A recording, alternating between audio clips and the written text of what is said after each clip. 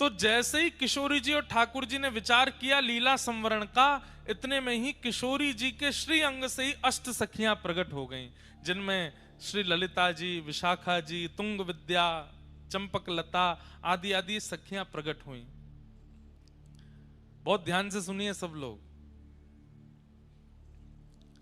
अब तब विचार हुआ कि ब्रह्मा की बनाई हुई सृष्टि में तो हम लीला करेंगे नहीं, सबको अधिकार थोड़ी है इस लीला के दर्शन का। ठाकुर जी की निकुंज रस, निवृत्त निकुंज रस की लीला का हम आप जैसे लोग दर्शन नहीं कर सकते। क्यों? क्योंकि हम लोग तुच्छ प्रेम को देखते हैं सिनेमाओं में जाकर के। ऐसे प्रेम का दर्शन करते हैं जो काम से प्रकट होता है, जो वासना से प्रकट होता है, जो शरीर इंद्रियों से प्रकट होता है। उस प्रेम को, वो प्रेम है नहीं, पर उस वासना के भोग वृत्ति को देखने के बाद अगर हम प्रिया प्रियतम की निकुंज लीला का अनुभव करना चाहते हैं तो फिर हमारे मन में कहीं ना कहीं दोष आ जाएगा। इसलिए किशोरी जी ने विचार किया,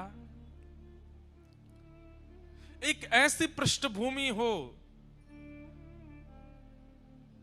जिसमें संसार के विकार प्रवेश ना कर सकें, वहां लीला हो।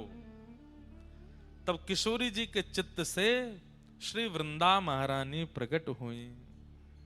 बोलो वृंदा महारानी की जय। वृंदा महारानी प्रकट हुई और उन्हीं वृंदा महारानी ने तुरंत किशोरी जी से प्रार्थना की, हे महारानी, सब लोग इधर देखो, यहां देख लो, लोग तो आते जाते रहेंगे, आप ये कथा सुन लो, सब जगह नहीं मिले ऐसे सुनवे को। वृंदा महारानी प्रकट हुई किशोरी जी के चित्त। अच्छा, ठाकुर जी और किशोरी जी जो विचार करते हैं वो प्रकट होता चला जाता है। ठाकुर जी विचार करें कि यहां सुंदर पर्वत श्रृंखला हो तो पर्वत प्रकट हो जाते हैं। ठाकुर जी सोचें कि यहां पे या वृक्ष में सेब लग जाए तो वो बबूल को वृक्ष हो, वहां में सेब लग जाएगा। ठाकुर जी की चिंतन से सब लीलाएं होती हैं। तो किशोरी जी ने विचार किया, ऐसी भूमि हो, ऐसा सघन वन हो जहां सबके प्रवेश का अधिकार ना हो और प्रिया प्रियतम सखियां सहचरियां नित्य विलास कर सकें। तब वृंदा महारानी प्रकट हुई और वृंदा महारानी ने कहा, हे श्यामाजू, मुझ पे कृपा करो, आप आज्ञा करें तो मैं दिव्य रूप धारण करके सघन वन बन जाऊं और जहां आप और श्री श्याम सुंदर दोनों लीला विहार करें।